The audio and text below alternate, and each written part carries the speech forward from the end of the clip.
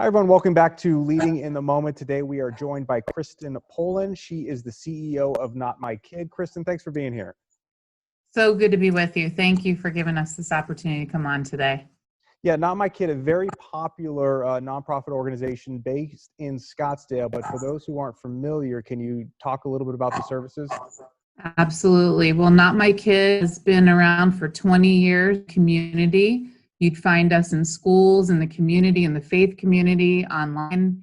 For the majority of parents that know and love us, they see us show up as community prayers, talk on various behavioral health topics like substance use, depression, anxiety, internet safety. Those have been some strongholds. Suicide prevention has been a very big talking point for us.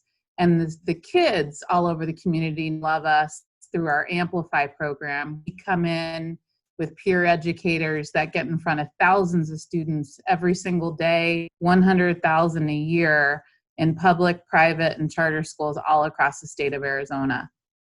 So a big focus on mental and behavioral health. And you were telling me you serve about 100,000 people a year, and you were currently serving about 7,000 students when you had to just basically shut everything down, right?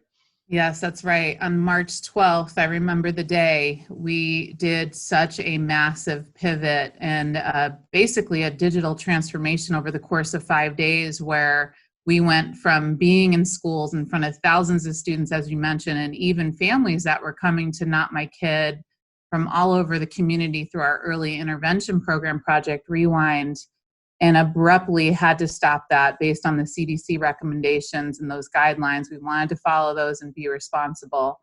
It was right on the heel of spring break. And then what we saw during spring break were a lot of schools were abruptly closing. Luckily, some of those school districts immediately responded and said, hey, how can you help us get this program back online for students? So I would say over the course of 4 weeks, we have done the fastest shifting as an organization to still be in front of kids. And today we are. Today we run program. We have a program tonight. Our Project Rewind program runs tonight at 6. So we've moved fast. I'm really proud of the team and what they've accomplished, because we know people need us now more than ever, especially now. Yeah, and to pick up on that, you know, the digital transformation, the key message here is that you guys are still available. Yes. Tell me about that need right now. As you just mentioned, now more than ever. Can you explain a little more? Yeah, I think, you know, the conversation that's been constant with our organization is, you know, people like us, other nonprofits that serve kids, teachers, guidance counselors, health and wellness coaches.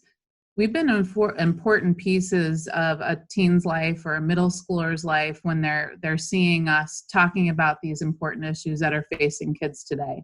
So to not be connecting with them in person, we had to immediately figure out a way to at least connect with them digitally. I know it's not the same. I think our prevention specialists are lighting up the screens and doing really unique and creative things, but we did lose that element of, you know, being in front of a crowd of hundreds of kids, 200 kids, sometimes 1,000, sending a message, and that's been felt widely. We are concerned about what kids are going through at home right now. They've lost that social support network at school. And I think there's something to be said, even as adults can agree to this, that, you know, these Zoom meetings and online platforms are amazing, but it's still not the same kind of connection.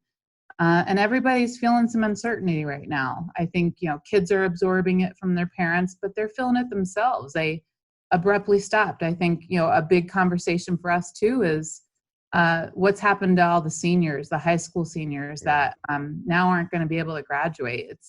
There's some sad things happening, but very positive, beautiful, amazing things in the way kids are reaching out and finding connections. So we're trying to be there for parents that still call us, find us on our social channels, on Instagram and Facebook. And we've also launched a text line for parent support, which has remained very, very busy. But, you know, our 14 team members are still working full time. It's probably the busiest we've ever been, and rightly so. The community needs our support right now. Yeah, and mental health, a big topic of conversation. And what we were talking about before was how the transition has affected. So everybody's been affected, but just within the home itself, parents are stressed and anxious, Yes. and so sometimes that the kids are going to feed off that. And then you have other situations where you have parents who are essential workers who are not in the home, and now you have unsupervised children. Right. And there's lots of facets to this. We've got kids that have no supervision right now, and they're also being forced into an online schooling environment. So all the more reason that we can be available to those kids. We have schools that have pushed to online learning. Fortunately, we can be in front of them. We are concerned about, this next wave of the pandemic, which is really about mental health. I think that that is the conversation. Is we know we're going to get through this. We know it's painful for some families that are losing their jobs, or they're feeling that financial stress, or quite frankly are sick or losing loved ones. So we know that we have to have a balance in this, and recognizing that even the healthiest of people might be struggling right now, and some of those struggles are being felt by kids at home. I think the other thing too is what I'm trying to be very careful of as a parent of teenage boys, the news exposure that they're getting exposed to online that necessarily I don't see every moment. So we're having a lot of open conversation about the fact that, we're acting in this way to socially distance, stay home, but stay connected, to protect others. And that's the healthy thing to do. But at the same time, I'm also trying to be really careful, and I'll talk to parents about this all the time. Too much screen time is not healthy either, and we're trying to balance this, stay connected, be of service, but there's also this element of you can't be on your screen, 18 hours a day either. Sure. It's important to get outside, get some fresh air, do some mindfulness activities. And we're having these same conversations with kids right now as well. So they're taking care of themselves during this time, and taking some steps to do that.